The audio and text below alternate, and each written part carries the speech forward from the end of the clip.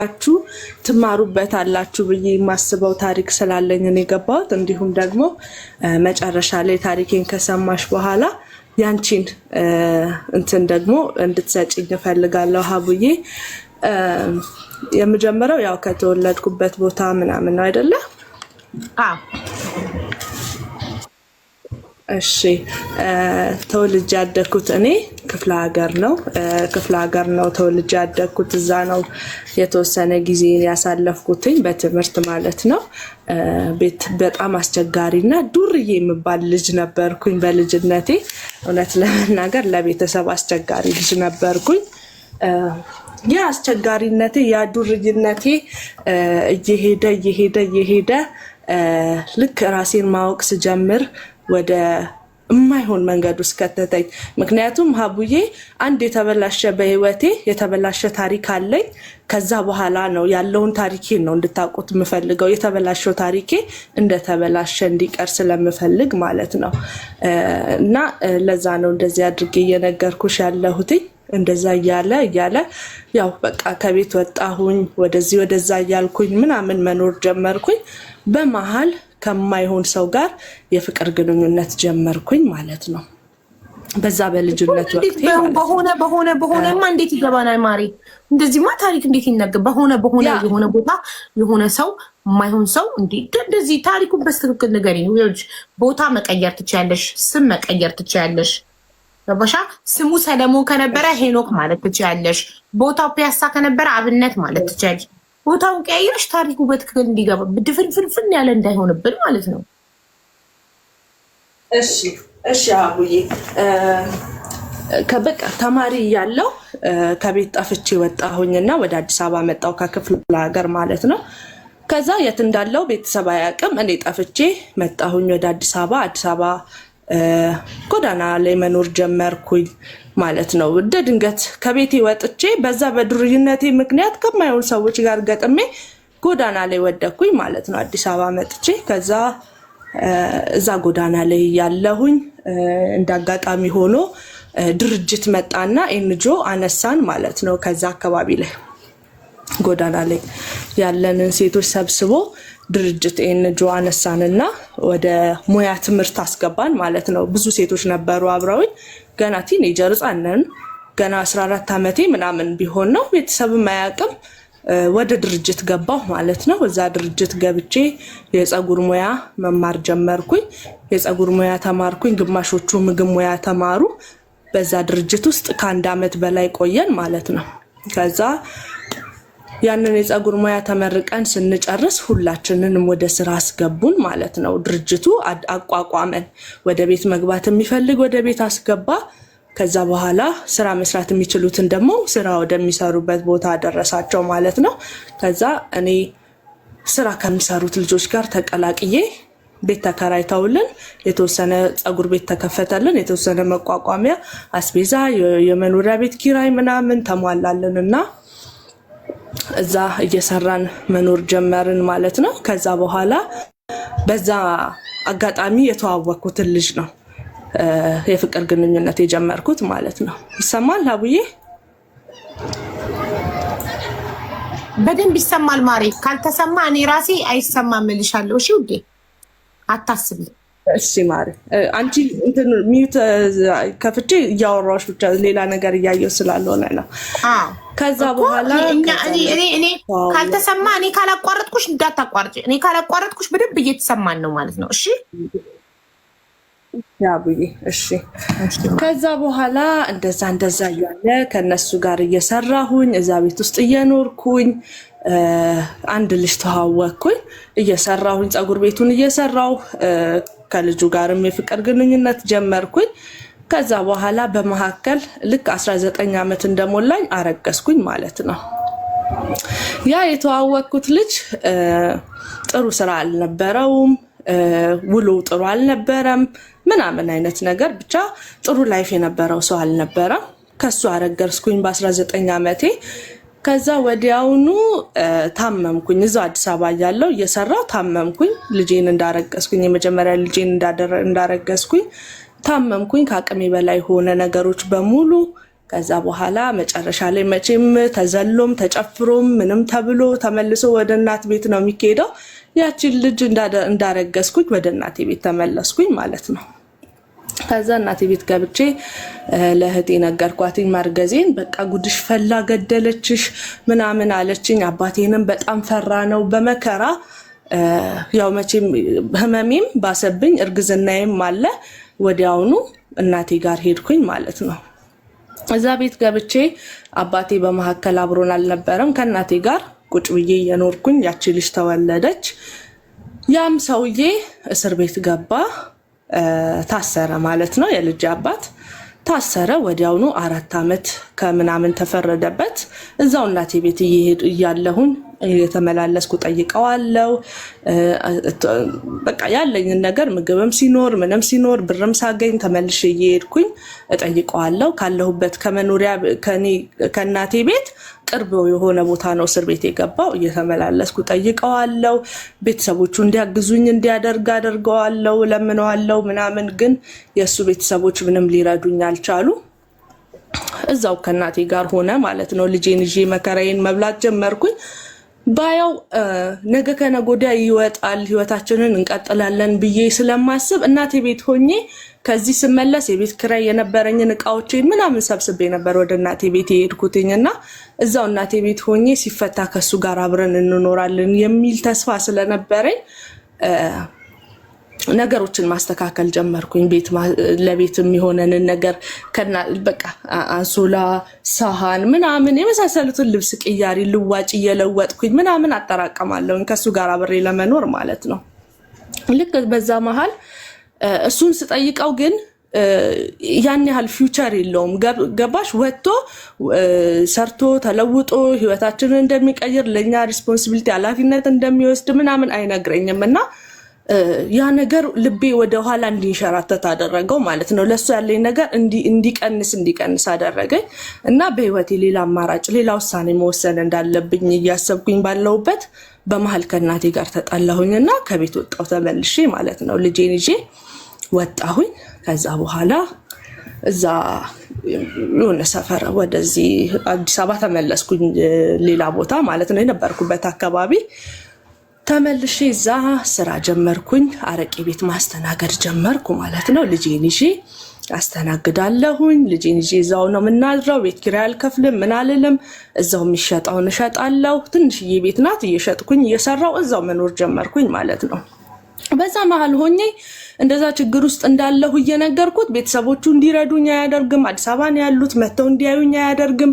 ልጅቷን መተው እንዲጠይቁ አያደርግም። እየደወለልኝ ብቻ ካርድ ላኪልኝ፣ ገንዘብ ላኪልኝ ይለኛል ማለት ነው። እኔ በዛ ችግር ውስጥም ሆኜና እንደዚህ ወሬ ሰማው እንደዚህ ያደረግሽ እያለ ይጨቃጨቃል ማለት ነው። በመጨረሻ ያ ነገር በቃ ምንም ከጭራሽ ከኔ ፈላጊ ሲሆን በዛ ችግር ውስጥ ሆኜ ከኔ እንደሚፈልግ ሲገባኝ የሱን ነገር ዘጋውት ማለት ነው። ስልኬንም ሸጥኩትኝ።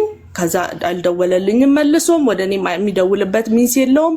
በምን መልኩን አንገናኝም። በቃ እሱን ትቼ እኔ የራሴን ህይወት ከነ ልጄ መኖር ጀመርኩኝ ማለት ነው። ምክንያቱም እዛ ጋር እኔ ችግር ላይ ነኝ። እኔ ያለሁበት ሁኔታ አሳሳቢ ነው። እንደገና ያንን ነገር ሳይጨነቅ እንደገና ከኔ ሌላ ነገር እንደሚፈልግ ሳቅ ያንን ሰው ጭራሽ ከህይወቴ ማስወጣት እንዳለብኝ ለልጄም እንደማይጠቅማት ምንም ጥቅም እንደሌለው ገባኝ ማለት ነው። ምክንያቱም እኔ የተሻለ ህይወት መኖር እፈልጋለሁ፣ ቆንጆ ኑሮ መኖር እፈልጋለሁ። ከዛ በኋላ እዛ እየሰራሁኝ ባለሁበት ልጄን ይዤ በጣም ተቸግሬ ነው ያለሁትኝ።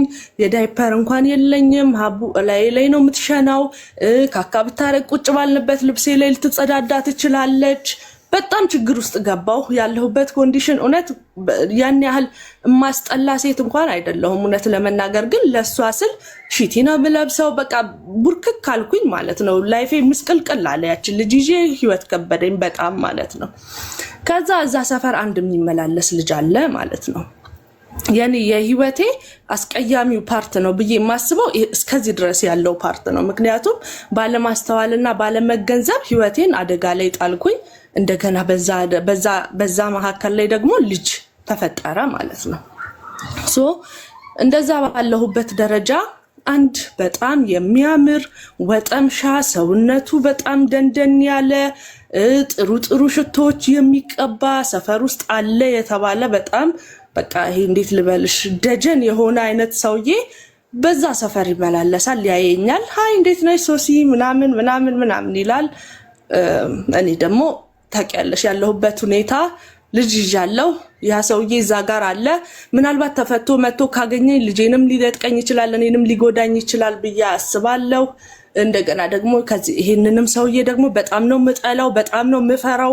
እንደዚህ ላይኔ ራሱ በጣም ነው የሚቀፈኝ ሳየው ማለት ነው። ምክንያቱም በቃ እንዴት ነው ስታዩ ዝም ብለሽ ምንነቱን ሳታውቂ የምትጠዩ ሰው አለ አይደለ? እንደዚህ አይነት ሰው ነውና ሃይ ምናምን ይላል። እኛ አካባቢ እኔ የምሰራበት ቦታ ጋር ይመጣል፣ ይቀመጣል፣ ምናምን ጓደኞቼን ያዋራቸዋል። እኔ አላዋራውም፣ ምክንያቱም እፈራዋለሁ፣ እጠላዋለሁ። በዛ ላይ ደግሞ እንዴት ነው እኔ የበታችነት ስሜት ይሰማኛል። እሱን ደግሞ የሆነ እንደ ትልቅ አይነት አድርጌ ነው የምስለው። ዝም ብለሽ አይመጥነኝም ብለሽ ስለምታስቢ ነው የሚደብረሽ። አላገኘውም ብለሽ ስለምታስቢ፣ ይበዛብኛል ብለሽ ስለምታስቢ በጣም አዎ ሀቡዬ። ምክንያቱም እኔ ያለሁበት ኮንዲሽን ለእንደዚህ አይነት ነገር ብቁ አይደለሁም ብዬ አስባለሁ። የሚመጥነኝ ሰው አይደለሁ። እኔ ዝም ብዬ ልጅ ያዝኩኝ የቆሸሽኩ ምን ያልኩኝ ሴት ነኝ። እሱ ዘናጭ፣ እኔ ሁሉም ሴቶች የሚጣሉበት የሚደባደቡለት ምናምን አይነት ሰው ነው እና አላስበውም። እንደዚህ አይነት ነገር ይፈጠራል ብዬ አላስብም። ሁለተኛ ነገር ደግሞ እዛ ጋር ሌላ ወሬ ይደርስና ይጎዳኛል ብዬ አስባለሁ። ያ ሰውዬ ከእስር ቤት ሲመጣ ይጎዳኛል ብዬ አስባለሁኝ እና ይመጣል፣ ጓደኞቼን ይጋብዛቸዋል ምናምን። በቃ እኔ ያለሁበት ቦታ ላይ እንደ ግፍ ነው ገንዘብ የሚረጨው ምናምን እዛ ቦታ ላይ ማለት ነው። እሱ መጥቶ መመለሱን በሽቶ ነው የማውቀው። ሀቡ እግዚአብሔርን ነው የምልሽ። እንትና መጥቶ ነበር እንዴ እላለሁኝ። በምን አወቅሽ ሲሉኝ አይ ሽቶ ሸቶኝ ነው። በቃ የዚህን ያክል ግርማ ሞገስ ያለው ስፖርት የሚሰራ ጧት የጂም ሻንጣውን ይዞ በዛ ጋር ሲያልፍ በቃ ሰው ሴቱ ሁሉ ስለሱ የሚያወራው ነገር በቃ ተይ ልነግርሽ አልችልም። ሴቶቹ ቋመጡ በቃ በጣም ማለት ነው። ሴቶቹ ቋመጡ በቃ ስለሱ ሰውነት ስለሽቶ ስለጧት ምናምን ሴቶቹ ቋመጡ። በእውነት ሀቡዬ የጂሙን ቦርሳ ይዞ ጠዋት ይመጣል፣ ይሄዳል ቤቱ፣ ልብሱን ቀያይሮ ነጭ በነጭ ለብሶ ደግሞ ተመልሶ ይመጣል፣ እዛ ጋር ይቀመጣል። እኔ ደግሞ ከልጄ ጋር ተይ በዚህና በዚህ ፊቴ ተቀዷል ተይኝ አልኩሽ ማለት ነው። ያ ሰውዬ ለካ ዘጋ የሚመላለሰው እኔም ፈልጎኝ ነው። እኔ እህትሽ ደግሞ ጭራሽ እንዴት ብዬ አስብ። ሴቶች ይደባደባሉ እዛ ጋር ያሉ ሴቶች። እኔ በቃ እሱ ከሷ ጋር እሱን ካልጠበስኩት እሱን እንደዚህ ካላደረግኩት ምናምን ተብለው እዛ ጋር እንትን ይላሉ ማለት ነው። ከዛ ፈልጎሽ እኮ ነው አንቺን ምናምን የሚል ጭምጭም ታሰማው ማለት ነው። ከነ ልጇ ነው ማገባት፣ ሽማግሌ ልኬ ነው ማገባት ምናምን ይላል እዛ ጋር። እኔ ደግሞ እዛ ጋር ያለውን ነገር እፈራለሁ። ገባሽ? የመጀመሪያ ልጄ ናት። ህይወትን በቃ መጥቶ ልጄን ነጥቆ ወይ እኔን የሆነ ነገር አድርጎ ይጎዳኛል ብዬ ነው ማስበው። ያኛውን ልጅ እዛ እስር ቤት ያለውን ልጅ ማለት ነው። እሱም ደግሞ ስለሱ ወሬ ሰምቷል፣ እስር ቤት ስላለው ልጅ ሰምቷል። ስለ ልጇ አባት ምናምን ብሎ ጠይቆ አውቋል ምናምን፣ ሁሉንም ነገር ያውቃል። እና እሱ ምንድነው የሚፈልገው? እየተቀራረብን እያወራን መጣ። እኔን የማታገቢኝ ከሆነ እዚህ ሰፈር መኖር አትችይም አለኝ ማለት ነው። ከዛ በቃ አጣብቅኝ ውስጥ ገባ። በእውነት ይሄ የፍቅር ጉዳዩን ይሄ ግንኙነቱ ምናምን አይደለም የማስበው፣ እኔ ስለ ህይወቴ ነው የማስበው። ይሄም ሰውዬ የሆነ ነገር ያደርገኛል፣ በዛ ላይ ደግሞ ልጅ ይዣለሁ፣ ተቸግሬያለሁ። እዛ ጋር 5-10 ምሳል ጋብዛችሁ እንዲህ ላድርግላችሁ ሲል መቼም እምቢ አልልም፣ እየራበኝ ጸጥ አልልም። ታውቂያለሽ፣ ድሃ ፊልም ላይ ብቻ ይመስለን ነበረ ድሃ ሴትን ቆንጆ ወንድ ሀብታም ወንድ የሚፈልጋት ፊልም ላይ ብቻ ስለሚመስለን ነው። በጣም ተደምመን በቃ ሁላችንም አፋችንን ከፍተን የምንሰማሽ ላይክ ፊልም ላይ ብቻ ድሃ ሴት የተቀዳደደ ሺት የለበሰች የወለደች ሴት ሀብታም ወንድ የሚፈልጋት ፊልም ላይ ብቻ ስለሚመስለን ነው። ያ የዛን ያክል ሀብታም ሆኖ ምናምን ሳይሆን የራሱ ስራ አለው፣ የራሱ ገቢ አለው። እዛ ቦታ ላይ ካሉት ሰዎች በሙሉ የተሻለ ነው። እዛው አካባቢ ነው ተወልዶ ያደገው።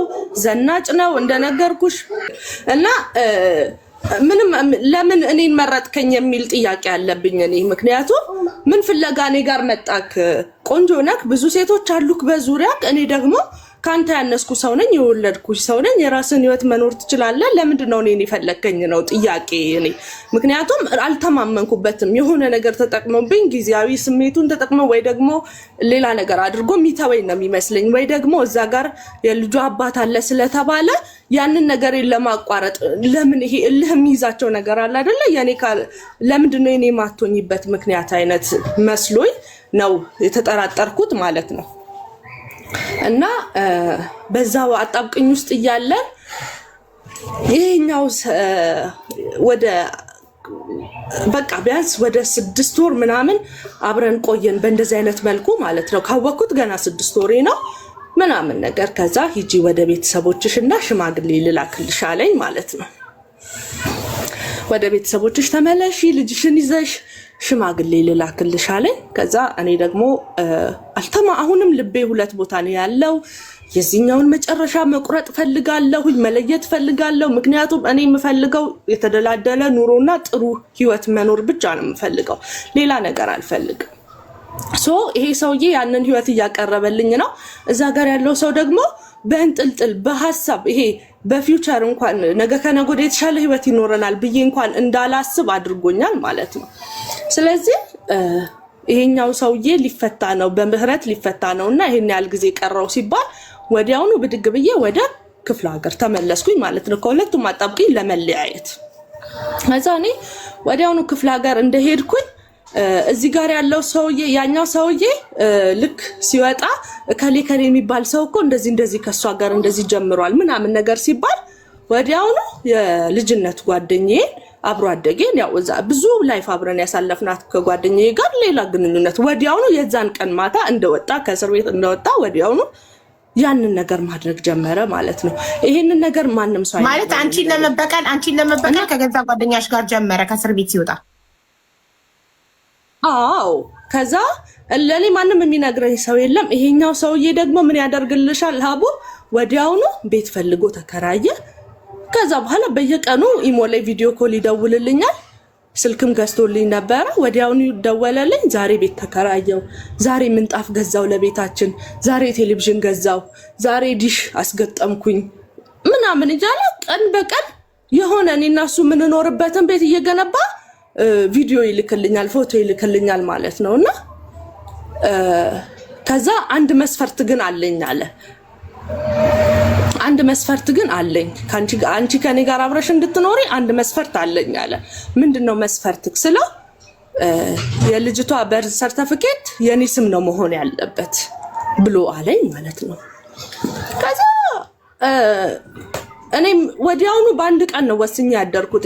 ምን ፈልጋለሁ ከዚህ ሰውዬ ጋር ምንም አይነት ግንኙነት የለንም እስካሁን ድረስ ማለት ነው። እንደዚህ ከማውራት ውጪ ምንም ነገር የለንም። የዛን ቀን ነው ክፍለ ሀገር እንደሄድኩኝ ማለት ልጅቷ በስሜ ልጅሽ በስሜ እንድትሆን ፈልጋለሁ፣ ልጅሽ በስሜ እንድትሆን ፈልጋለሁ ነው የሚልሽ? ኦኬ አዎ ማንም ሰው የለም በህይወትሽ፣ ሌላ አባት የለም፣ ሌላ ወንድም የለም፣ ምንም ነገርም የለም። የኔ ልጅ ሆና ስሟ በእኔ ስም ይወጣል፣ አለቀ ተባባልን። ከዛ እኔ የዛን ቀን ውሳኔ መወሰን ነበረብኝ። ለልጄ ጥሩ ህይወት የሚሰጣት አባት ሊሆናት የሚችል ለኔ ባል ሊሆን የሚችል ሰው አለ እዚህ ጋር፣ እዛ ጋር ደግሞ ወንድ አለ፣ ለስሙ ወንድ አለ። ስለዚህ ምንድነው ማድረግ ያለብኝ? ይሄንን ህይወት ነው መምረጥ ያለብኝ። ወዲያውኑ ተስማማው። የልደት ሰርተፊኬቱን ለማውጣት እሱ መምጣት አለበት ተባለ። ይሄ ሽምግልናው ምናምኑ ቀረ። በራሴ ማመንታት ጉዳይ ቀጥ ብሎ መጣ። ያለውበት ሀገር ድረስ የልጅቷን ሰርቲፊኬት ፈርሞ አባት ነኝ ብሎ እኔም እናት ነኝ ብዬ አወጣን። ቤቱን አስተካከለ። እናቱ ጋር ሄደና ድሮ ዩኒቨርሲቲ ተማሪ ያለው የወለድኳት ልጅ ነችና እኔ ዝም ብለን አንድ ቀን ነው አብረን አድረን የወለደችው እሷ። እኔ አላቅም ነበር የት እንዳለች። ክፍለ ሀገር ቆይታ አሁን አገኘኋት። ስለዚህ ላገባት ነው ከሷ ጋር አብሬ ልኖር ነው ብሎ እናቱ ቤት ወስዶ አስተዋወቀኝ ከነ ልጄ ማለት ነው። ስለዚህ ቤተሰቦቹ የሚያውቁት እሱ በልጅነቱ የወለዳት ልጁ እንደሆነች ነው ቤተሰቦቹ የሚያውቁት። አዎ እሱ ዩኒቨርሲቲ የተማረበት ሀገርና እኔ ያለሁበት ሀገር እኔ የምኖርበት ሀገር አንድ አይነት ስለሆነ እዛ እየተማርኩኝ ዩኒቨርሲቲ ተማሪ ያለሁኝ የወለድኳት ልጅ ናት ብሎ ለእናቱ አስተዋወቀን ማለት ነው። ከዛ ያንን ቤት ሲያሟላ ያንን ቤት ሲያስተካክል ሁሉን ነገር ሲያደርግ ምን ልታደርገው ስል ሚስቴን ላመጣት ነው። ከዛ እንደውም ለኔ ማረጋገጫ አንተማ ህይወቴ ልታበላሽ ነው አትፈልገኝም ብዬ ስለው ምን አለኝ፣ እናትየውን ቪዲዮ ሪከርድ አድርጎ ይኸው እማ ንገሪያት እንደምወዳትና እንደማገባት ከሷ ውጪ ሴት እንደማልፈልግ ንገሪያት ብሎ ቪዲዮ ሪከርድ አድርጎ እናትየው አግቡ ተጋቡ ውለዱ ምናምን ብላ እናትየው ቪዲዮ ኮል አድርጎ እያፈረችም ቢሆን በቃ የግዷን ለሱ ስትል አደረገችው ማለት ነው። ከዛ ያንን ሲያደርግ አመንኩትኝ እኔ። በበነጋታው ቤቱ እንደተከራየ አውቄያለሁ። ልጄንና ልብሴን ሰብስቤ ከዛ ሰውዬ ጋር ህይወቴን እቀጥላለሁ ብዬ የአባቴን ልብስ የእናቴን ልብስ ልዋጭ ለውጭ ያዘጋጀሁትን ሳህን፣ አንሶላ፣ ሲኒ ምናምን ይዤ ልጄን ይዤ ሻንጣዬን ይዤ ቀጥ ብዬ ወደ ተዘጋጀልኝ ቤት መጣሁ ማለት ነው። ከዛ እዛ ቤት ገባሁኝ። ቆሚ ብለሽ ከልቤ ነው እንጂ ሁላችንም ጆሮአችንን አቁመን ነው እየሰማንሽ ያለ ነው። በጣም ቅልጥፍናሽ ደስ ሲል ታሪክሽ ይጣፍጥ። ለሁሉም ሴት የምንመኘውን አይነት ህይወት እንዳንቺ እንደዚህ ቆንጆ ባል ወጭ የሚችል ልጄን ይዤ እዛ ቤት ውስጥ ገባሁ ማለት ነው። እዛ ቤት ውስጥ ገባሁኝ። አብረን መኖር ጀመርን። ከዛ እሱ የተሟላ ቤት እግዚአብሔር ሲኒ፣ ረከቦት፣ ስቶቭ፣ ድስት አልቀረም። ሁሉ ነገር የተሟላበት መዘብዘፊያ፣ በርሜል፣ ልብስ ማጠቢያ ሁሉ ነበረው። እግዚአብሔርን መኝታ ቤትና ሳሎን ኪችን ያለው ቤት አማኔል አካባቢ ተከራይቶ ጠበቀኝ። ከአውቶቡስ ተራ እንደወረድኩኝ ሻንጤን ይዞ በራይድ ይዞ ቀጥ ብሎ ወደ ቤቱ ገባን ማለት ነው። ከዛ እኔ እህትሽ ደርበብ ብዬ የቤት እመቤት ሆኜ የልጅ እናት ሆኜ ባላግኝቼ እንደተመኘሁት እንዳለምኩት አይነት ህይወት ኑሮ መኖር ጀመርኩኝ እዛ ቤት ውስጥ።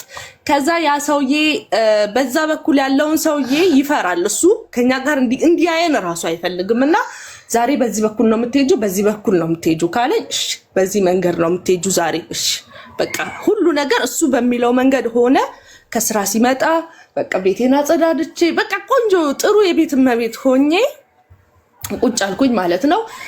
ቤተሰቦቼ እህቴ አልፈቀደችልኝም ይሄንን ኑሮ እንድኖር አልፈቀደ። ምክንያቱም ምንድነው በዚህ እድሜሽ ወደዚህ ወደዛ የሚያስብልሽ በቃ አርፈሽ ቤተሰቦችሽ ጋር ለምን አትኖሪም ትላለች። እኔ ደግሞ የራሴ ህይወት መኖር አለብኝ ብዬ አስባለሁኝ። ይሄኛው መንገድ ትክክል ነው ብዬ ስለማስብ እህቴንም ሳልሰማ በቃ ምንም ሳልን ይሄኛውን ኑሮ መኖር ጀመርኩኝ ማለት ነው።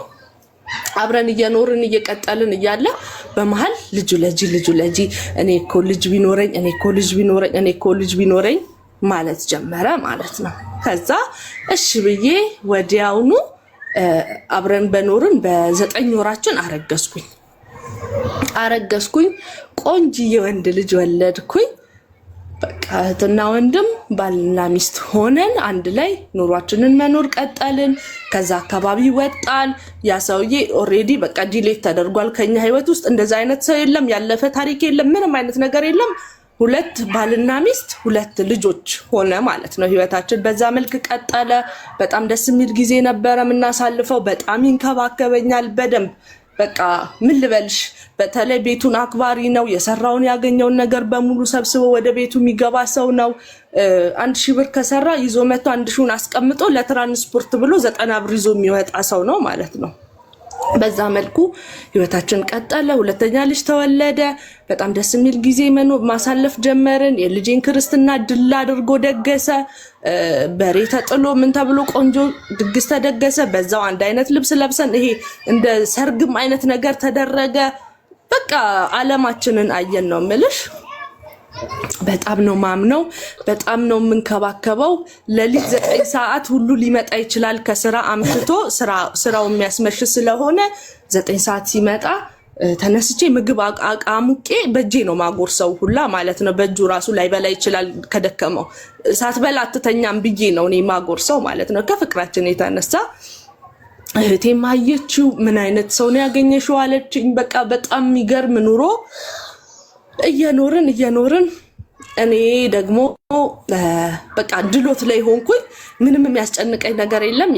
የረሃብ ጥያቄ የለም፣ የመኖሪያ ጥያቄ የለም፣ የልጅ ጥያቄ የለም፣ የባል ጥያቄ የለም። ሁሉ ነገር ተሟልቶልኛል። ሶ ኢንጆይ ማድረግ ነው ያለብኝ። ኢንጆይ ለማድረግ ደግሞ ምን መረጥኩኝ? በስልኬ ቲክታክ መጠቀም ጀመርኩኝ ማለት ነው። ይሄንን ቲክታክ ስጠቀም እስቃለሁ፣ እጫወታለሁ፣ ከጓደኞቼ ጋር ብዙ ጊዜ አወራለሁ፣ እጫወታለሁ። በቃ ደስ የሚል ጊዜ ነበር ማሳልፈው። ከዛ በኋላ እኔና እሱ መሀል እንዴት ነው ጭቅጭቅ ጸብ ምናምን አለ። ሁሉ ጊዜ ባልና የሚስት ጭቅጭቅ አለ። አንድም ቀን በልጄ በኩል አታክ አድርጎኝ አያውቅም። አንድም ቀን ድምጹን ጮክ አድርጎ ተናግሮኝ አያውቅም። ጸብ ይኖራል ብዙ ጊዜ፣ ግን ኖርማል የባልና የሚስት ጸብ ነው የሚሆነው። ከዛ እዚህ ቲክታክ ላይ እንደዚህ እየተጫወትኩ እየሳኩኝ ከጓደኞቼ ጋር ጊዜ ሳሳለፍ ለምንድን ነው አንቺ ልጅ ስራ ማትሰሪው ቤት ለምን ትቀመጫለሽ አሉኝ። ቤት ከምቀመጥ ስራ ብሰራማ ደስ ይለኛል። ምን አይነት ስራ መስራት ትፈልጊያለሽ? እንደዚህ ቀለል ያለ ስራ። ኦኬ እሺ እቺን ስራ እንድትጀምሪ እኛ እናግዝሽ ይሉኝና ቲክታክ ላይ ያሉት ጓደኞቼ ምናምን ተሰብስበው የተወሰነ ነገር ሰፖርት ያደርጉኝና ስራ ያስጀምሩኛል ማለት ነው። ያንን ስራ ስጀምር ከቤቴ ወጣሁ። ከቤት ስወጣ እሱ ያለበት አካባቢ ነው ስራ የጀመርኩት። እሱ ስራ ቦታው አካባቢ ነው ስራ የጀመርኩት እና ዴይ ቱ ዴይ ከሱ ጋር ፌስ ቱ ፌስ መገናኘት ጀመርን ስራ ቦታ ላይ ማለት ነው። ሶ ቤት ውስጥ ካለው ባል ይልቅ ውጭ ያለውንም ባል መመልከት ጀመርኩኝ ማለት ነው። በዛ መሀል እሱ አላስደሰተውም።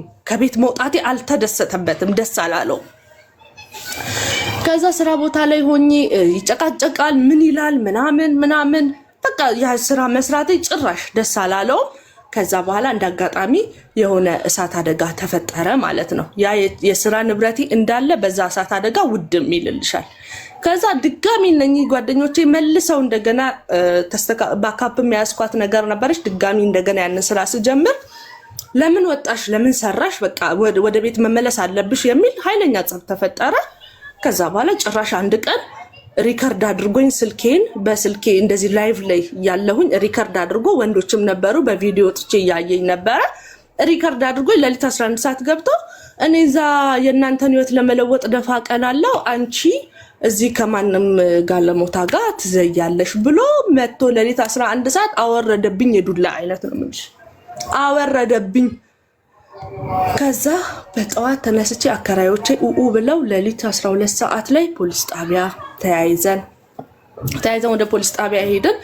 ምንድነው ሲባል እኔ ስራ እየሰራው እዛ አለ ለፖሊሶቹ እኮ ነው እኔ ስራ እየሰራው እሷ እዚህ ከቲክታክ ላይ ካሉ ወንዶች ጋር እንትን ትላለች ብሎ ሪከርዱን አሳየ ማለት ነው። ከዛ ኡኡ ብዬ ደንግጬ በቃ ተጣል እኔ እንዴት እንደዚህ ይሆናል ብዬ በቃ ህይወቴን እንዴት ምናምን ብዬ ወደዛ ሰፈር ጓደኞቼ ጋር ሄድኩኝ። ወደ ቤትም አልገባውም። ከፖሊስ ጣቢያ መልስ ገባሁኝና ጓደኛዬ ጋር ገብቼ አረ በስመ አብ ዛሬ እኮ እንደዚህ ያደረግሽ ብሎ እኔ እሱን ለማገዝ እሱን ለመርዳት ብዬ የሰራሁት ስራ እንደዚህ ያደርገኛል ከማንም ጋር እንደዚህ ታደርጊያለሽ ብሎ እኮ ደበደበኝ ስላት ጓደኛዬ ምን አባቱንስና ይሄ በክት የራሱ ጉድ እንዳይታወቅበት እንዳላዋርደው ይሄ ባለጌ ምናምን ነገር ትላለች ማለት ነው። ተናዳ የኔ መመታታይታ ተናዳ እንደዛ ያለች ልቤ ማለት ነው ሀቡ 3 ቦታ ነው እንደዚህ ስንጥቅ ያለው። ምክንያቱም የራሱ ጉድ እንዳይታይበት ምናምን ስትል ሌላ ነገር ያለ መሰለኝ ማለት ነው። ከዛ ብድግ ብዬልሽ ስልኬን ሪከርዱን ኦን አደረኩትና ቻርጅ ላይ ሰክቼው ወጣሁኝ ጥያቸው እዛ ቤት ውስጥ ማለት ነው። ከዛ ሪከርድ እንደሚያደርግ ስልኬ አላወቁም ማለት ነው። ቮይስ ሪከርድ እያደረገ ነው። ምን አባቱንስና ምን ፈልጎ ነው ይሄ ልጅ ግን ጓደኛውን ጠርታ እኮ ነው አታሳርፈውም ይሄን ልጅ ጉዱን አውጥቼ እንዳላዋርደው እረፍ በለው እቺ ልጅ አፋን እንዳይነካት ምናምን ትላለች። እስካሁን ልጅቷ ምንም አልሆነችም ምናምን ትላለች ማለት ነው። ሄድኩኝና ዞር ብዬ ተመልሼ ረስቼዋለሁ ስልኬ ሪከርድ ማድረጉንም ሪከርዱን ስልኬ ነቀልኩኝና ማታስ ወደ ስራ ሲወጣልኝ እኔ ተመልሼ ወደ ቤት ሄድኩኝ። ያንን ስልክ አነሳሁኝና እንደ ድንገት ፓተርኑን ስከፍተው ለካ ሪከርድ እያደረገ ነው ወይ ብዬ ሪከርዱን አቆምኩትኝና ቡናዬን እየቀዳሁኝ ሪከርዱን ከፍቼ ማዳመጥ ጀመርኩኝ።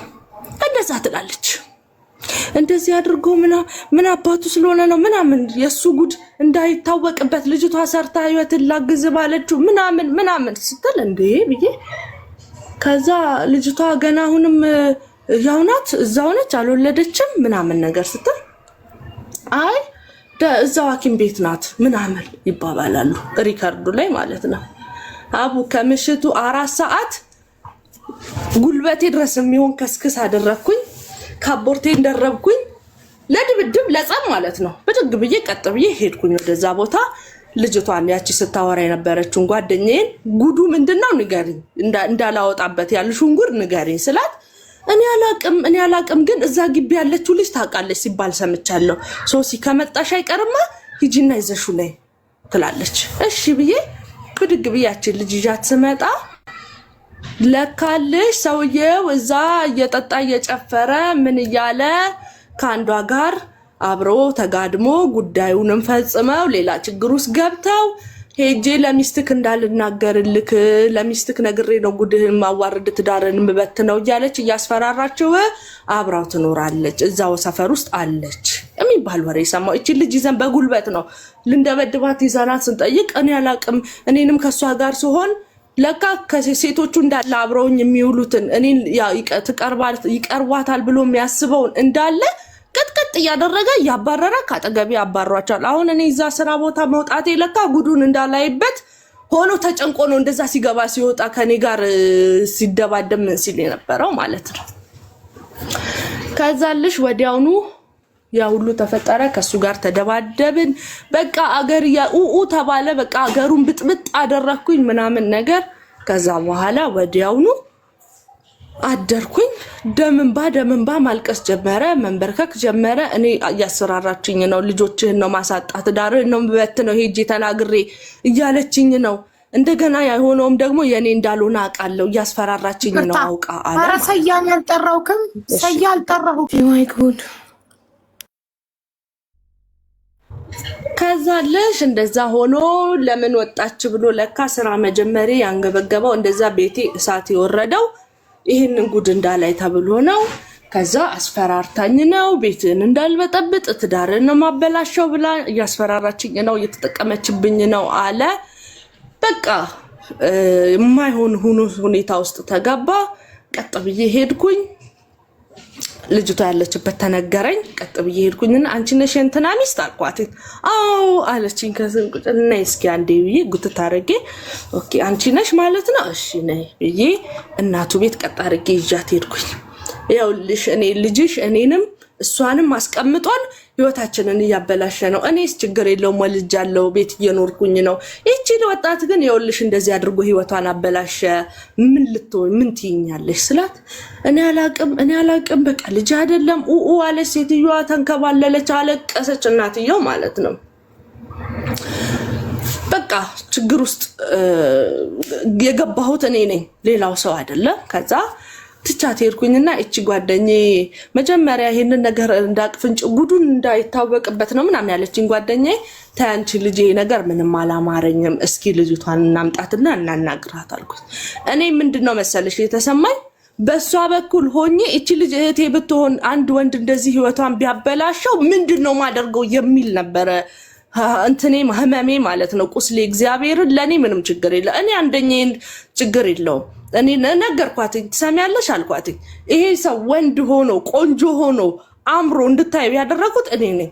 ካልሲውን አጥቤ ልብሱን አጥቤ ቲሸርቱን አጥቤ አዘንጨው አስወጥቼው ከቤት ነው አንቺ ጋር ሲመጣ ቆንጆ መስሎ ታይቶሽ ይሄንን ነገር ያደረግሽው እንጂ ከነቆሻሻ ልብሱ ከነቆሻሻ ካልሲው ቢመጣ የምትጠጊው ሰው እንኳን አይደለም። ግን እኔ ስላጠብኩለት እኔ ስላጸዳሁት እኔ ልጆቹ እናት ቤት ስላለውለት ነው አምሮ እንዲታይ ማደርገው። በቃ ያክል አይደለም። እውነት ልጆቹን በተነሽ እውነት ልጆቹን ትተሽ አንቺ ህይወት የሚሆንሽ መስሎሽ ነበር? ምንድነው አላማሽ? እስኪ ነይ ብዬ ጠየኳት። ከዛ ምን አለች ልጅቷ? አዎ አርግዣለሁ፣ ግን ያረገዝኩት ልጅ እንዲወርድ ብለን መድኃኒት ከእምብርቴ በታች የሚወጋ መድኃኒት አስወግቶኝ ሐኪም ቤት አልጋ ይዘው መተኛት ነበር የቀራት ልጅቷ። ገብቶሻል? ኦሬዲ የልጁ የልብ ምት ቆሟል ሆዷ ውስጥ፣ አልጋ ይዛ መተኛት አለባት። ያንን ለማድረግ ደግሞ ገንዘብ የለው። በእንደዚህ አይነት ሁኔታ ላይ ሆና ነው ልጅቷን ያገኘዋትኝ። እኔ ምን ሆነሽ ነው? ፊትሽ ልክ አይደለም፣ ደህና ነሽ ስላት አዎ ሐኪም ቤት እኮ ሊወስደኝ ብሎ መድኃኒት ተወግቼ ልጁ የልብ ምቱ መቆም አለበት ተብዬ የልብ ምቱ ቆሟል፣ ግን ሐኪም ቤት አልጋ ይዤ ለመተኛት ገንዘብ የለኝም አለኝ አለችኝ። ምን? አዎ። ከዛ ሰው ቁጭ ብለን እንዳለ አፋፋማት ልጅቷን ማለት ነው። በቃ ህይወቷን ልታልፍ ሆነች። እንደዛው ዲዘናት እያዋራራት ወዲያውኑ ብድግ አድርጌ ወደ ሐኪም ቤት ጳውሎስ ሆስፒታል እንድትሄድ አደረኩኝ። ከኪሴ ገንዘብ አውጥቼ እግዚአብሔርን ይዣት ገባሁኝ አስገባሁኝ። ከዛ በኋላ እዛ እንትን የሚባልበት ክፍል ከገባች በኋላ ማንንም ሰው መግባት አይችልም፣ ስለ ልጆቷ ጤንነት ማየት አይቻልም፣ ማወቅ አይቻልም ሲባል ማናችሁም እንድትገቡ አልፈቅድም ሲል ዶክተሩ እሱን አስገባው ባለቤቷ ነው ቢያንስ የሆነ ነገር ይርዳት አልኩትኝ ማለት ነው። ከዛ በኋላ ቀጥ ብሎ እሺ ብሎ ዶክተሩ ጎተት አድርጎ ይዞት ገባ። ምን ትፈልጊያለሽ አላት። ምንም አልፈልግም አለች። ዶክተሩ ምን ያስፈልጋል አልኩትኝ። ፓንት ሞዴስ ምናምን አምጡ አለ። ያንን ከኪሴ አውጥቼ ገዛዝቼ አጥሚት ምናምን አድርጌ አብሯት የሚያደርሰው ሁሉ ጓደኞቼ ጋር አምጥቼ አብሬያት አድርጌ ሂሳቧን ከፋፍዬ ቀጥ ብዬ ወደ ቤት የተመለስኩኝ። ከዛ በኋላ እኔ ይሄንን ሰውዬ አብሬ መኖር አልፈልግም፣ በቃ ከዚህ በኋላ አልፈልግም ብዬ ወሰንኩኝ። በቃ ወደዚህ መፈናፈኛ ህይወቴን ሊያሳጡ መፈናፈኛ አሳጡኝ ሰዎች በሙሉ።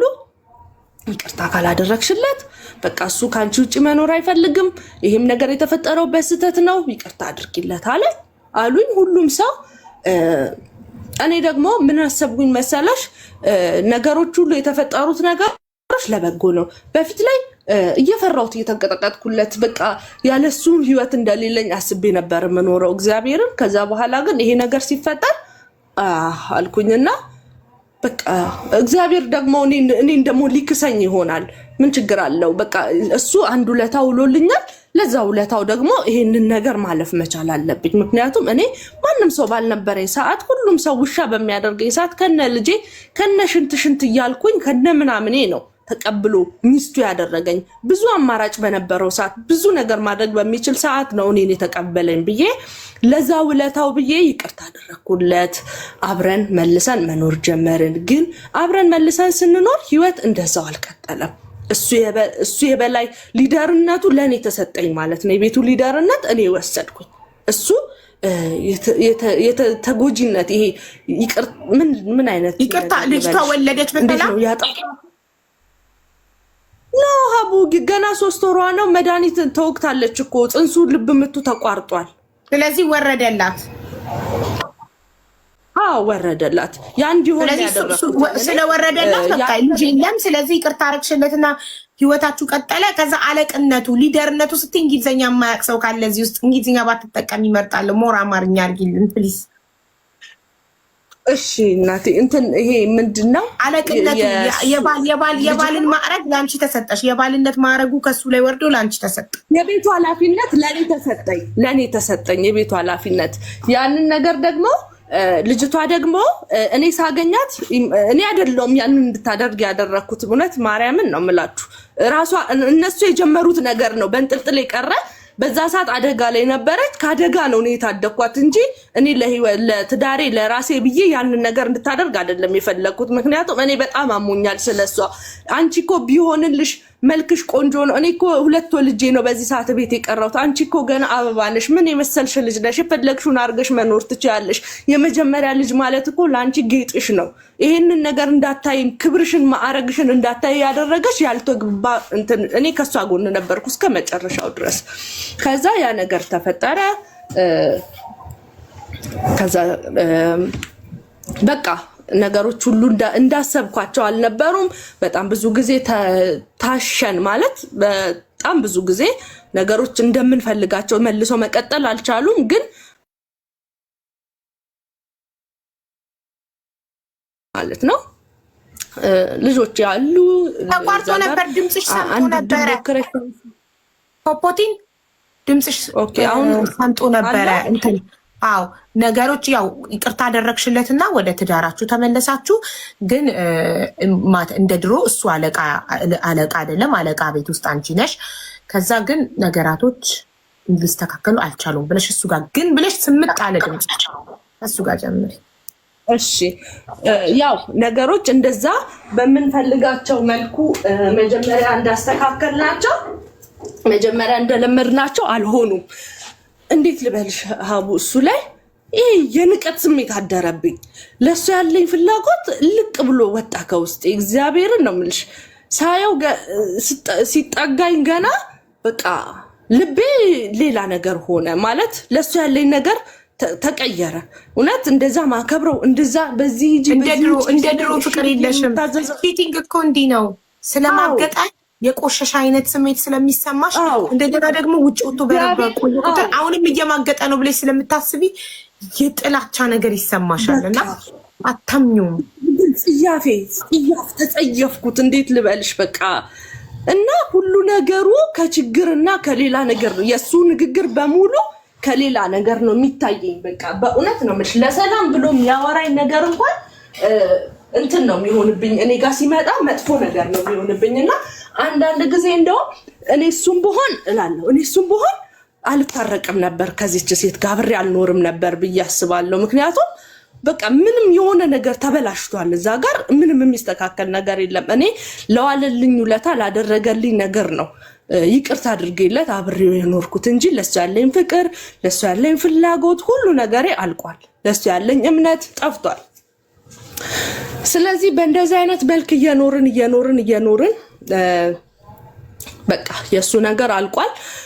እንትኑ ጠፍቶብኛል። ለሱ ያለኝ ክብር፣ ለሱ ያለኝ ፍቅር ጠፍቷል። ስለዚህ እኔ ዝም ብዬ መኖር ሆነ ስራዬ ማለት ነው። ዝም ብዬ መኖር ሆነ ስራዬ። እንደዛ ሆኖ ላይፋችን እንደበፊቱ ሊጣፍጥ፣ ፍቅራችን እንደበፊቱ ሊያምር አልቻለም። በቃ ዝም ብሎ አብሮ መኖር ብቻ ሆነ። ልጆች ይዞ አብሮ መኖር ብቻ ሆነ። ከዛ ያ ነገር ሲፈጠር እኔ ወደፊት ስወጣ ስራዬ ላይም ጥሩ ሲሆን ጥሩ ሰዎች በአካባቢዬ ሲኖሩ እማዋራቸው ሰዎች ሁሉ መልካም ናቸው። በቃ ጥሩ ነገር በህይወቴ ሲመጣ አሁን ገና በቃ ልታመልጠኝ ነው፣ ልትሄድብኝ ነው፣ የሆነ ነገር ሊወስድብኝ ነው አይነት ስሜት አደረበት ላዩ ላይ ማለት ነው። ከዛ በኋላ በጣም ይመታኛል፣ በጣም እንጣላለን። በቃ በሆነው ባልሆነው ነው የምንጣላው። የሆነ ነገር ልታደርጊ ነው ብሎ ያስባል። በቃ ችግር ውስጥ ገባ ትዳራችን ማለት ነው። ከዛ በዛ መካከል ላይ እንዳጋጣሚ አንድ ቀን እንደዚሁ ተጣላን። በጣም በቃ ይጎዳኛል፣ ዱላ ባሰ ማለት ነው። በጣም ይመታኛል፣ ምን ይለኛል።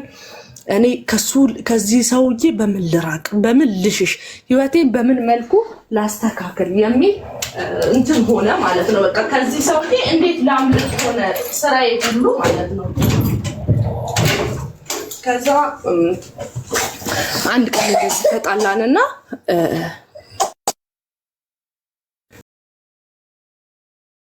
መንገድ ላይ እያወራን ምናምን እየሄድን እየተጨቃጨቅን መጣንና ቤት ስንደርስ ተጣላ።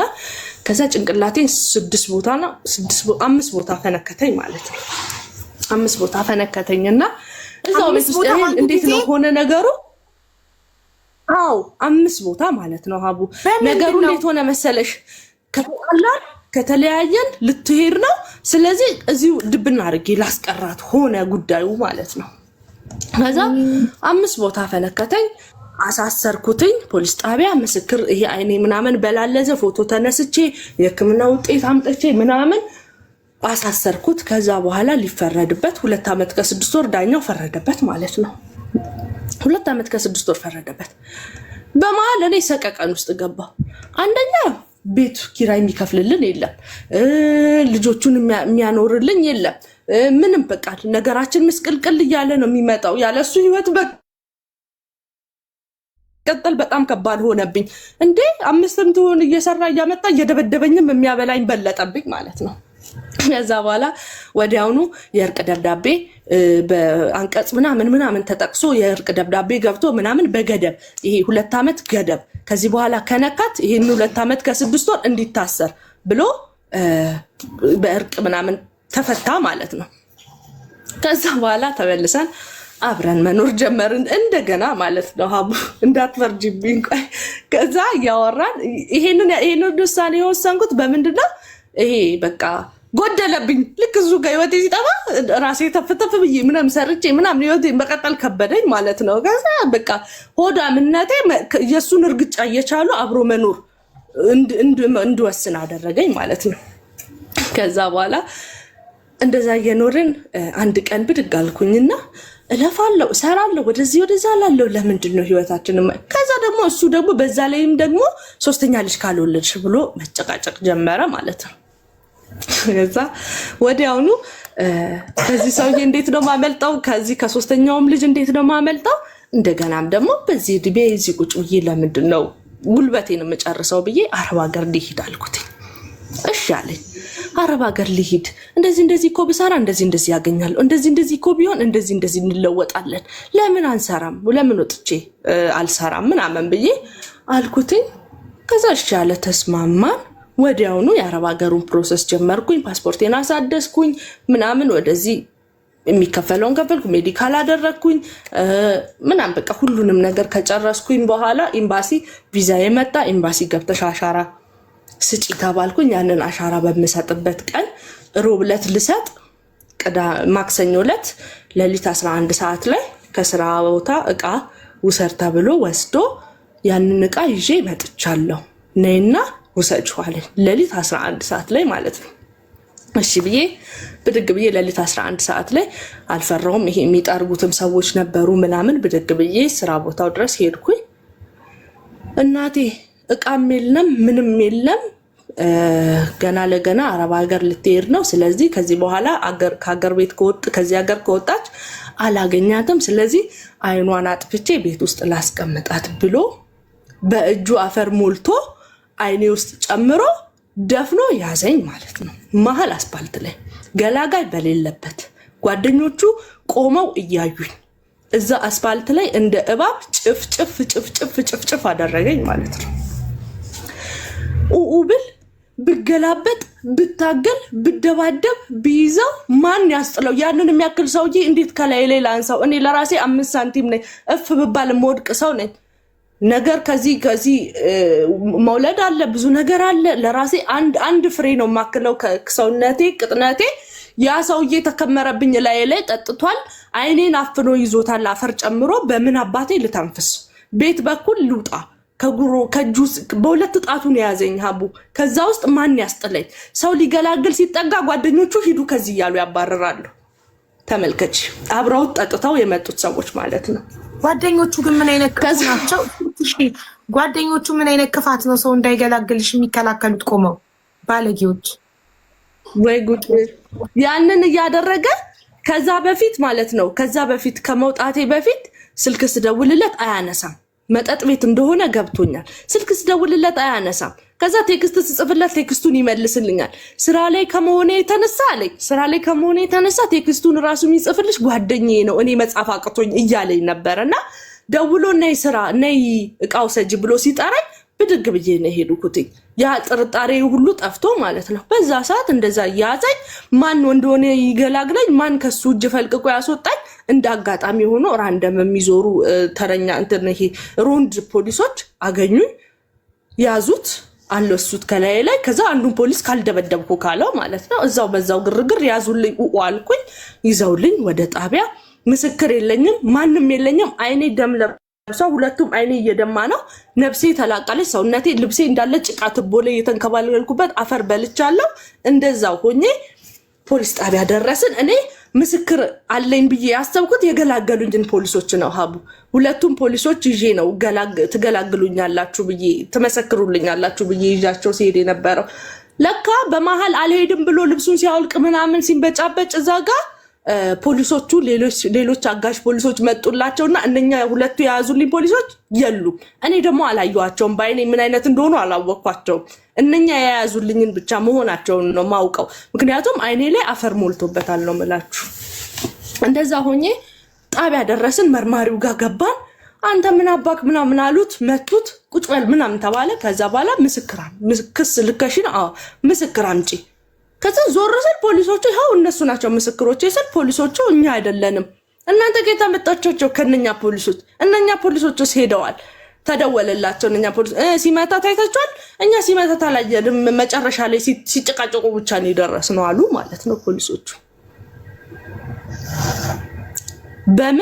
በምን ምክንያት ነው? ነገ ኤምባሲ ገብቼ አሻራ ሰጥቼ ከተወሰነ ሳምንት በኋላ አረብ ሀገር ልሄድ ነው። ስለዚህ አይኔን አጥፍቶ ቤት ሊያስቀምጠኝ ነው ማለት ነው። በቃ አለቀስኩኝ። በቃ አልኩኝ እዛ ፖሊስ ጣቢያ ውስጥ። በቃ ድረሱልኝ፣ የሆነ መፍትሄ አድርጉልኝ አልኳቸው። ያለ የሌለ ዘመዴን ምናምን ደዋወልኩኝ። ያቺ እህቴ ናት ቀድማ ደረሰችልኝ። እዛው ፖሊስ ጣቢያ እንደያዙልኝ የባለፈውንም ፋይል አንቀሳቀስኩኝ። የባለፈው ፋይል እንዲፈረድበት ለዚህኛው ምስክር አምጪ አሉኝ። ለዚህኛው ምስክር ካመጣሽ ነው ያኛውን ፋይል አንቀሳቅሰን የምንፈርድበት አሉኝ ማለት ነው። ከዛ እሺ ብዬ ልክ እንደያዙልኝ እህቴን ደውዬ ጠራኋት። እንደዛ ሆኜ ስታይ እንደደገጠች አለቀሰች። አይኗ ጠፍቷል። በቃ ልጅቷ የሆነ የሐኪም ቤት ማስረጃን ባመጣ ምንም ባደርግ ለልጆች ለሱ ምስክር የለኝም። ስለዚህ በቃ አይ ምስክር ማለት ያንን ኦሬዲ ሰውነትሽ ላይ ደሙ ምኑ አይንሽ መድማቱ ይታያል። ግን እሱ እንደሆነ ያደረሰብሽ ግዴታ የአይን ምስክር ያስፈልጋል። ልቡናቸው ግን እኮ የአይን ምስክር ያስፈልጋል። አዎ እሱም እንደ ይናገራል እኮ ይናገራል። ሰድባኝ ነው ወይ እንዲያርጋኝ ነው አልነኳት ምናምን ይላል እኮ። ይልሽ ጠበቅ አድርገው ሲጠይ ዝም ብሎ አንተ ሚስትህን እንዴት እንደዚህ አድርገህ ትመታለህ በእናትህ ምናምን ነገር ሲሉት እንደዚህ አርጋኝ ነው እንዲህ አርጋኝ ነው ይላል። ከዛ ጠበቅ ተብሎ ደግሞ ሲጠየቅ አልነኳትም ይላል ማለት አልነኳትም። ምስክር ከሌለ እንደማይታሰር ስለሚያውቅ አልነኳትም ይላል ማለት ነው። ጽዳት የሚሰሩትስ መንገድ ላይ አስፋልት ጽዳት የሚሰሩት ማን ነው እንደሆነ ይመሰክራል። ለሱ እንዴ ጓደኞቹ ቆመው የለ እንደ ያዩ እኮ ነው ሁሉም ሰው ጓደኞቹማ አብረው ጠጥተው ሰክረው ተመካክረው ሊደበድቡሽ የመጡ ጓደኞቹ ላንቺ እንዲመሰክሩ ትፈልጊያለሽ። ሌላ መንገደኛ ሊያገላግልሽ ሲል መንገደኛውን ሂዱ ከዚህ እያለ እንዳያገላግልሽ እንደፈለገ እንዲቀጠቅጥሽ እያደረጉ እነሱን እኔ አልጠበቅኩም ይመሰክራሉ። እኔ መንገደኛ ወይ የሰፈር የሚያልስ ያልፍ ለዛ መንገድ ላይ ያሉትን ሰዎች ምክንያቱም ማንም ሰው መመስከር አይፈልግም። ለምን መሰለሽ አቡዛ ጋር እነሱ ናቸው እሱ ላይ መስክራ ብታሳስረ ጓደኞቹ ያውቋታል እዛ ጋር ከሆነ የምትሰራው። ስለዚህ ነገ እንድትሰራም ላይ አድርጓት ይችላል። ደግሞ አበሻ ደግሞ በባልና ሚስት መሀል አንገባም ነገ ቢታረቁስ ይላል ማሬ። በቃ እንደዛ አይነት ነገር ስላለ አሳስከለሽ የታመት ከምናምን ተፈርዶበት ራስሽ የምትበይው ስታጪ ሰርቶ ስለሚያበላሽ አስፈተተሽ ነገ ብታስፈታው ደግሞ ነገ ቢታረቁ እኛንን መሀል ምንቀረው ምን አገባን ይላል አበሻ በባልና ሚስት መሀል። ካንቺ ህይወት ግን ስለማይበልጥ በይተነሺ ልብስሽን ያዢ እና ውጪ ቤት እከራይልሻለሁ ትኖሪያለሽ ስራሽን እየሰራሽ ትቀጥያለሽ አለች። እሺ አልኩኝ። ብድግ ብዬ መጣሁኝ። ያንን ልብሳችንን ሰብስበን የልጆቼን ይዤ ደብተራቸውን መሸኛቸውን ምናምን ቀስ በቀስ በጊዜ ሂደት የምናደርገው ነገር ነው እሱ። አሁን ብቻ እንውጣልኩኝ። እሱን እዛው 1 ሳምንት ይዘውልኛል ያለ ክስ ማለት ነው። በዛ አጋጣሚ መጣሁኝ ወደዚህ አካባቢ ኮንዶሚኒየም አንድ ስቱዲዮ ክፍል ቤት በ10 ሺህ ብር አገኘችልኝ። ያችን ቤት የአንድ ወር የቤት ኪራይ ከፈለችልኝ። መሬት እንዳልተኛ ብላ አልጋ በ6 ሺህ ብር ገዛችልኝ። ከዛ በኋላ ይሄው ቤትሽ ይሄው ልጆችሽ ብላ ቁጭ አድርጋኝ እኔን እሷ ወደ ቤቷ ገባች ማለት ነው። እኔ ባዶ ቤት ውስጥ በቃ እዚህ ሆኜ የማደርገው ነገር ግራ ገባኝ። እሱ እዛ እስር ቤት ነው ያለው። ልጆቼን ከዛ ቦታ ወደዚህ ቦታ ለማምጣት በጣም አጉል ታይም ላይ ያለ ነው። አይቻልም። በጣም አስቸጋሪ ሁኔታ ላይ ያለ ነው። በቃ ነገሮች ሁሉ እንደምናስባቸው ቀላል አይደሉም ማለት ነው። ከዛ እግዚአብሔር ሆይ አልኩኝ። እግዚአብሔር ሆይ በቃ የኔ ህይወት በእንደዚሁ የሚቀጥል ከሆነ አንተ አስተካክለው፣ የሚቋረጥም ከሆነ ደግሞ አንተ አቋርጠው፣ ብቻ የኔን ህይወት መስመር አስይዝልኝ ብዬ አልኩት። እግዚአብሔር ደግሞ ጨክኖ አልጣለኝም። በቃ እንደኔ ምን አይነት እድለኛ ፍጥረት እንደሆንኩኝ እግዚአብሔር አላቅም። ምን አይነት ተአምር እንደሚደረግልኝ አላቅም። ቤቴ ሙሉ ሀቡ ስወጣ አንድ ፌስታል ልብስ ነው ከነ ልጆቼ ይዤ ወጣሁት። አሁን ብቲ ስቶቭ አለኝ፣ ፍሪጅ አለኝ፣ አልጋ አለኝ፣ ቁም ሳጥን አለኝ፣ ቴሌቪዥን አለኝ፣ ቤቴ ሙሉ ማይክሮዌቭ አለኝ፣ ኪችን ካቢኔት አለኝ፣ የራሴ ሽንት ቤት አለኝ፣ የራሴ ሻወር ቤት አለኝ፣ የራሴ ልብስ ለብቻ የሚቀመጥበት ሼልፍ አለ። ምን የሌለኝ ነገር አለ ከነ ልጆቼ እግዚአብሔር ይመስገን። ከዛ ህይወት ወጣሁኝ፣ ከዛ ቤት ወጣሁኝ ከባዶ ከዜሮ ባዶ። እንዳጋጣሚ ወለል የመሬት ላስቲክ መዘብዘፊያ ምን እህቴ ናት ከቤቷ ያላትን ትርፍ ነገር በሙሉ የሰጠችኝ። ከዛስ እየሰራው ስራዬ ደግሞ እግዚአብሔር ይመስገን ሰዎችም ያግዙኛል። ስራዬን በደንብ ይረዱኛል። በደንብ በቃ ለኔ ያለው ነገር እንደዚህ በጨለማ በሬን አንኳክቶ እግዚአብሔር ይገባል ነው የምልሻው። እግዚአብሔርን እንትን ሲለኝ የሆነ ነገር ሲጎልብኝ ወደዛ እንዳልመለከት እውነት ይሄ እንዴት ነው ራስ ወዳድነቴ ችግሬ ወደኋላ እንዳያሳየኝ እግዚአብሔር ከፊቴ እየቀደመ በእውነት አቡ ባዶ ቤት የመጨረሻ ዱቄቴን አራግፌ እንጀራ የሚጋገር ለበዓል ይሄንንማ በቃ ለመጨረሻ ነው ብዬ ቆጥቤ አስቀምጬባቸው ከልጆቼ ከወንድሜ ደብቄ ያስቀመጥኩትን አራግፌ አብኩቼ ቁጭ ስል ሌላ ስራ ይመጣ። ስልኬ ይጠራል። እግዚአብሔርን ነው የምልሽ አቡ። ከዛ ሄለው ስል እንደዚህ ስሪ በቃ ደስ ብሎኝ ተነስቼ እሰራለሁ። በቃ ምን አይነት ነገር ልበልሽ? እንደኔ ማነው እድለኛ? እንደኔ አዲስ ህይወት የሚሰጠው ሁሌ በሚፈልገው መልኩ ህይወቱ የሚስተካከልለት ማንም ሰው የለምና ከኔ ህይወት ልትማሩ የምትችሉበት ነገር ሊኖርም ላይኖርም ይችላል። እኔ ቢያንስ ያጋራሁትን ነገር ያሳለፍኩትን ነገር ለሰዎች ለሀቡ ማካፈል የፈለኩበት ምክንያት ምንድነው መሰለሽ? አሁን ላይ ምን ፈልጋለሁ መሰለሽ? አቤት አንቺ ልጅ ግን ታድለሽ፣ ምን አይነት ጀግና ሰው ነሽ፣ እንዴት እድለኛ ነሽ ሰው ሲለኝ ማለት ነው አቤት የሚሰማኝ ደስታ፣ አቤት የሚሰማኝ ተስፋ። ምክንያቱም የሆነ ነገር አጣሽ፣ ጎደለብሽ፣ ትተሽ የመጣሽው ነገር ትልቅ ነው፣ አሁን ላይ ምንም የለሽም እንዲለኝ አልፈልግም ሰው። እህቴ ትመጣና እዚህ ቤትማ እንደ ሀብታም ነው የሚኖረው፣ በቀን 3 እኛ እንኳን እኮ እንደናንተ አንበላም ትለኛለች ማለት ነው። የሆነ ያበረታኛል። በቃ ልነግርሽ አልችልም በእውነት የሚሰማኝ ደስታ፣ የሚሰማኝ ሀሴት ራሴን ራሱ ሳየው ማለት ነው። ካለውበት ጨለማ ወጥቼ ከዚህ ሁሉ ተአምር ወጥቼ ዛሬ ላይ የራሴን ኑሮ በራሴ መስርቼ ራሴ ለመኖር ይሄን ያህል መታገል ማለት ለኔ ትልቅ ነገር ነው በእውነት። ከዚህ በኋላ በህይወቴ ብዙ ነገሮች ሊመጡ ይችላሉ፣ ግን ምን አይነት በቃ ማን ነው እንደዚህ ሁሉም ነገር የሚታደለው ሁሉ ነገር የሚሳካለት? እግዚአብሔርን እኔ ጉልበቴ ስራዬ በቂ ነው ለመኖር። አየሽ አሁን 4ኛ ወሬን ያስኩኝ ሀቡ እዚህ ቤት ከገባው ማለት ነው። የ4 ወር ቤት ኪራይ ቀኑ ሳይደርስ ከፍዬ ቤቴን አስቤዛ አሟልቼ ልጆቼ ጠዋት ተነስተው እየሄዱ ትምህርታቸውን እየተማሩ እየመጡ ወንድሜንም ይዤ ለራሴም ጤነኛ ህይወት እየኖርኩኝ ጤናማ የሆነ ህይወት እየኖርኩኝ እግዚአብሔር ይመስገን እላለሁኝና